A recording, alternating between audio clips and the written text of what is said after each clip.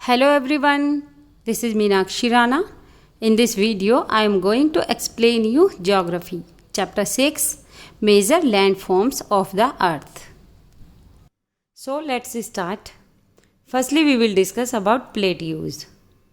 A plateau is an elevated flatland. It is a flat-topped tableland standing above the surrounding area. Plateau उठी हुई और flat land होती है। यह आसपास की एरिया से काफ़ी उठा हुआ होता है और इसका ऊपरी भाग टेबल के समान फ्लैट होता है। प्लेट्यू के एक या एक से ज़्यादा किनारे होते हैं जिनके स्लोप्स खड़े होते हैं। इन प्लेट्यूज की हाइट 100 मीटर से लेकर 1000 मीटर्स तक हो सकती है। माउंटेन्स की तरह प्लेट्यूज भी यंग और फोल्ड होते हैं। इंडिया का डेक्कन प्लेट्यू ओल्ड प्लेट्यूज में से एक है।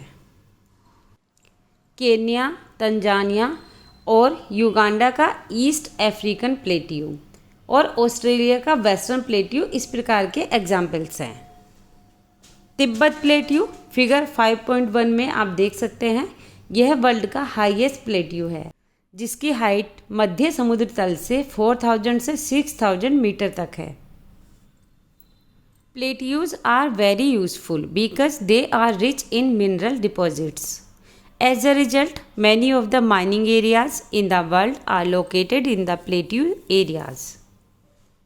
Plateaus बहुत यूज़फुल होते हैं क्योंकि उनमें मिनरल्स होते हैं।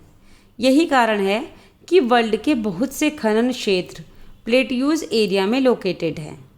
अफ्रीकन प्लेट्यू गोल्ड और डायमंड की माइंस के लिए फेमस है।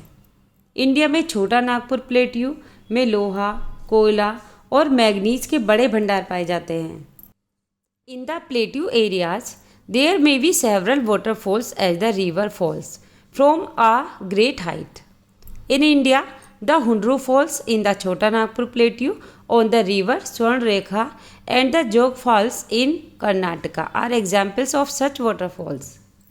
प्लेट्यू एरियाज में बहुत से वाटरफॉल्स हो सकते हैं क्योंकि यहाँ रिवर्स ऊंचाई से गिरती है। इंडिया में छोटा नागपुर प्लेट्यू पर रिवर स्वर्णरेखा है जिस पर हुंड्रू वाटरफॉल है और कर्नाटक में जोग वाटरफॉल। ये दोनों ही इस प्रकार के वाटरफॉल्स के एग्जाम्पल्स हैं।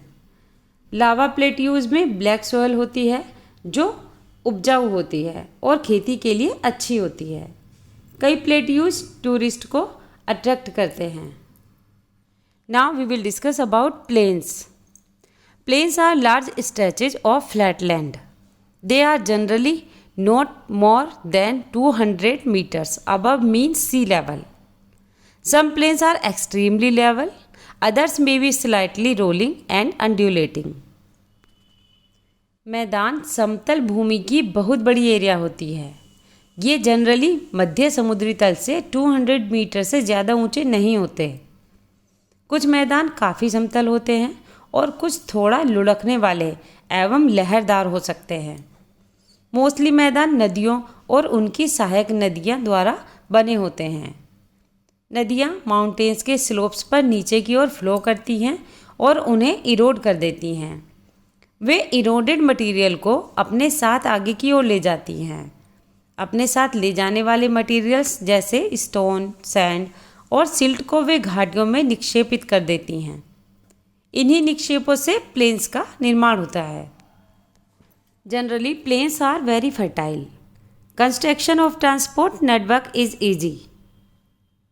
जनरली प्लेन्स बहुत उपजाऊ होते हैं। यहाँ पर ट्रांसपोर्ट नेटवर्क बहुत ईजीली बनाया जा सकता है, इसलिए इन मैदानों पर वर्ल्ड की सबसे ज़्यादा जनसंख्या रहती है। नदियों के द्वारा बनाए गए कुछ बड़े मैदान एशिया और नॉर्थ अमेरिका में पाए जाते हैं। फॉर एग्जाम्पल, एशिया में स्थित इंडिया में गंगा एवं ब्रह्मपुत्र का मैदान और चाइना में यांगत्से नदी का मैदान। Plains are the most useful areas for human habitation. There is great concentration of people as more flat land is available for building houses as well as for cultivation. मैदान लोगों के लिए सबसे ज़्यादा यूजफुल होते हैं। यहाँ की जनसंख्या बहुत अधिक होती है क्योंकि घर बनाने और खेती के लिए यहाँ फ्लैट लैंड होती है। उपजाऊ मिट्टी के कारण यह भाग खेती के लिए हाईली प्रोडक्टिव है। इंडिया में गंगा के मैदान देश में सबसे अधिक जनसंख्या वाला क्षेत्र है। Now we will discuss about landforms and the people. Humans have been living on different kinds of landforms in different ways. Life is difficult in mountainous areas. Plains provide much better conditions. It is easy to grow crops, build a house or a road in a plain than a mountain. अलग अलग तरह के landforms के according ही लोग विभिन्न प्रकार से जीवन यापन करते हैं।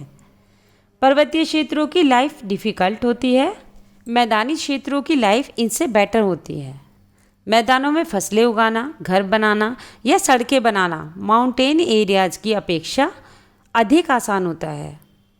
अलग अलग तरह के लैंडफॉर्म्स पर रहने वाले लोगों के रहन सहन के तरीकों में भी अंतर होता है। Can you point out some differences? कभी कभी नेचुरल कैलेमिटीज़ जैसे अर्थक्वेक्स, वोल्केनिक इरप्शंस, स्टॉर्म्स और फ्लड्स के कारण बहुत कुछ नष्ट हो जाता है। बहुत सी लाइफ और प्रॉपर्टी खत्म हो जाती है। ऐसे इंसिडेंट्स के बारे में अवेयरनेस पैदा करके हम इनसे होने वाले खतरों को कम कर सकते हैं।